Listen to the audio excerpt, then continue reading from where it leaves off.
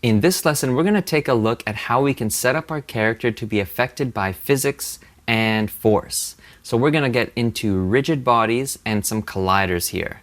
So this is going to really set you up to understand how you can apply weight and how you can apply force to a character and how they can interact with other objects.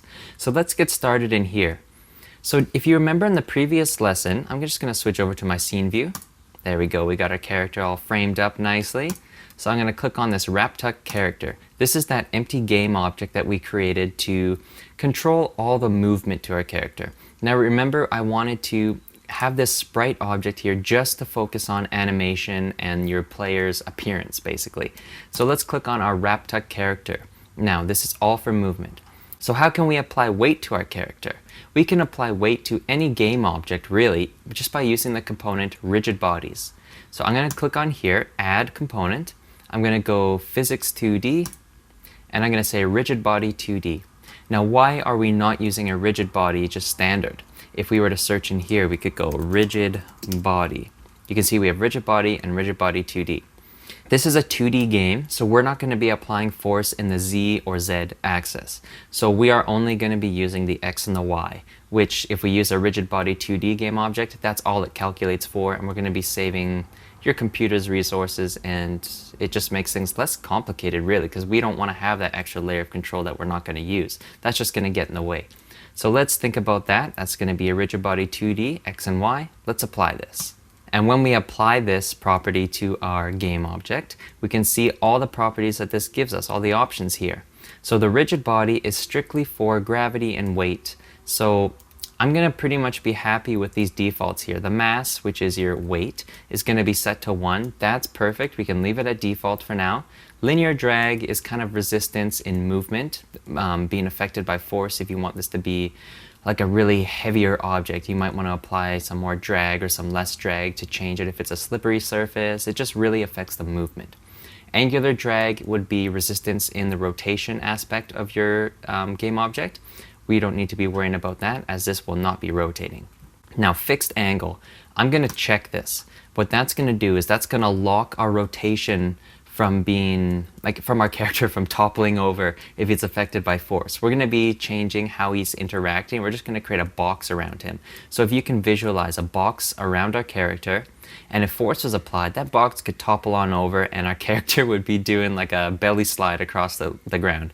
We don't want that. We want him to be standing upright straight, and we want him to be marching along. So I do not want force to knock him over. So let's check fixed angle. It'll lock all rotations. Perfect. Is kinematic? I'm going to leave that unchecked. Is kinematic, when that's checked, it's going to stop force from affecting your object. So if we had a bunch of wind or we had a bunch of objects that are sliding into this character and is kinematic is on, it's not going to move, but it's still going to act as a collision device. So things can collide into it, but it's going to be locked in place. We don't want that. We want to apply force and have him sliding. So let's uncheck this. Next, we have interpolate. Right now it's set to none. I'm going to set it to interpolate. What that's going to do is that's just going to smooth out his movement. It's going to base the physics off the previous frame of physics-based movement, which will always give us a nice calculation from frame to frame. So that's perfect. And the rest we do not need to worry about. We have him all set up. Now we have some weight to our character. And what comes next in physics is, well, how big is this character? What is his boundaries? Let's set that up right now. So how can we say, obviously we can visually see this is his arm, this is his body. If something hits this, how does Unity know that that is the border of our character? So let's set that up now. Add component. Let's X out of that searching there. Let's go to physics 2D, and let's go to a box collider 2D. We could use a circle, we could use edge, we could use polygon, and all this different stuff, but a box is simple. It has 4 points, and it's going to cover our character nicely. See if his arm is a little bit overextended there, it's out of the box. That's cool, that doesn't matter. For this, we just want his main body to be in this cube. So if anything hits this cube, then Unity knows that's our character. So let's set up the boundaries here. Let's hit our size. Let's stretch that up, our position. And let's move it over a little bit.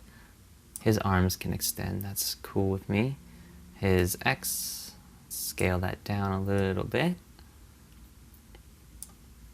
Okay, And let's do the size up. Let's see what 90 does. That's looking pretty good.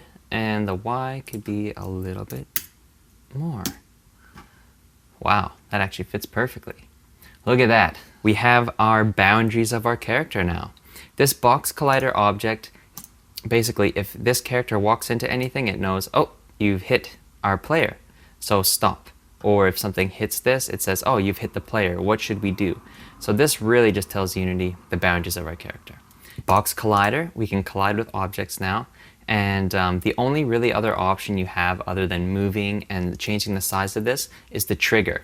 We don't want that for this object specifically, but we are going to use a lot of triggers because what's going to happen is even though you have this collider on, you can walk through the object, but it's going to say you've walked through. It's going to detect that you've actually walked through. You've contacted this.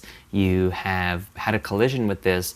It's going to give us that option to say, now we can do something. If this player was to walk through this invisible barrier, say a checkpoint, it won't stop your character. You can walk on through it, but you can trigger a function to happen now, or like wake up a boss or something like that. So that's really cool to have. But for now, let's uncheck this. All right, let's zoom out and see our character in our level. So right now we have our character. He has weight and he has boundaries. He has size and shape now. That's it. We have our physics set up for our character. So let's just see what happens here. I'm just going to save and I'm going to hit play on our game and we're going to see what happens when there's physics on our character. So watch this. Oh, where'd he go? He just falls right on through. Well, what's happening here? When I click this, he has weight, he has collisions, but he just falls on through. And the reason for that is nothing else has collisions. Nothing else here has weight. All we have is art and visual. So what are we going to do about that? We're just going to apply a ground collider to this level, and we can apply some boundaries for the in and the out of our level as well. So let's go ahead and do that. And now our character will be able to say, oh, look at this. I can collide with a floor, or I can collide with a wall now. So let's set up the boundaries for the rest of everything. So let's go in here. Let's go to our environment background main. And let's apply some colliders here. Let's go component. Let's just say box collider 2D as well. And let's move this over. Let's scale it in the x-axis. Obviously not that thin, but as thin as you pretty much can. And let's move this over all the way to the edge of our level. And let's go ahead and add another one. Why not? Box collider 2D. What did I say? Scale 0.18. Let's do one more like that. Scale 0.18. And let's move him over as well. Let's go to the end of our level. Position him over here. All right, and now we need to add our floor. Of course, very important. So let's go and add one more collider. Look at this. Just colliding all over the place here. Box collider 2D. Let's go down and let's move this center Y, and we can scale this all the way down as well. Okay, and let's position him up to where just below our character's feet. Let's get on in there.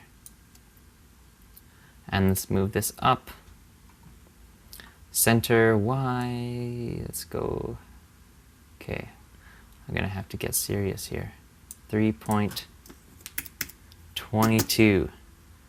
That actually is probably gonna be perfect. Let's give it, for safety, a little bit more space. And let's see our character. Oh, perfect. Okay, you know what? I'm gonna bring this up. 22.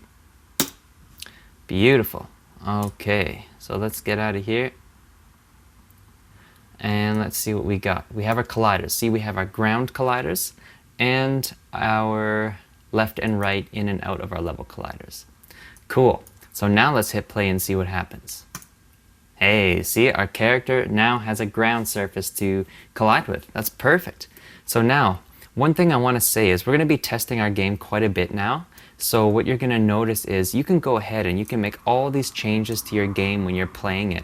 You can say, oh, let's change our speed of our force. Let's change, is this a trigger? Is this not a trigger?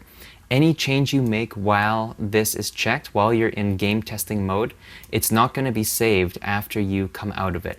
So you may be confused. You could spend like 20 minutes in here tweaking all your variables, all your settings, say, yeah, it's perfect. As soon as you uncheck this, it's going to all reset back to what it was, which is actually a really great feature as long as you know about it. So what you want to do is when you're testing all your settings, you can do all your stuff. Just make sure to take a note of it. So when you hit stop and you're back out of gameplay mode, you can just go and set all those levels after you've tested them already. And really, really important tip to know. So let's just prove that right now. So box collider, this I believe here is our ground. Let's just set it to trigger. Perfect. So now he has fallen right through because it's still there. It's still going to collide with our character.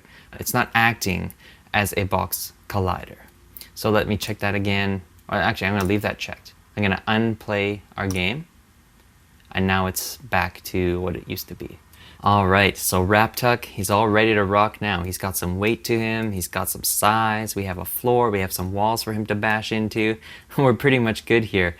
Now we just need to get into how we can control the force to actually move him around. But here we are at a great point. I really hope you've learned a lot about getting your artwork into the game, setting up your characters, and now let's jump right on into some scripting. It's going to be a lot of fun seeing this thing come together, so I'll see you in the next lesson.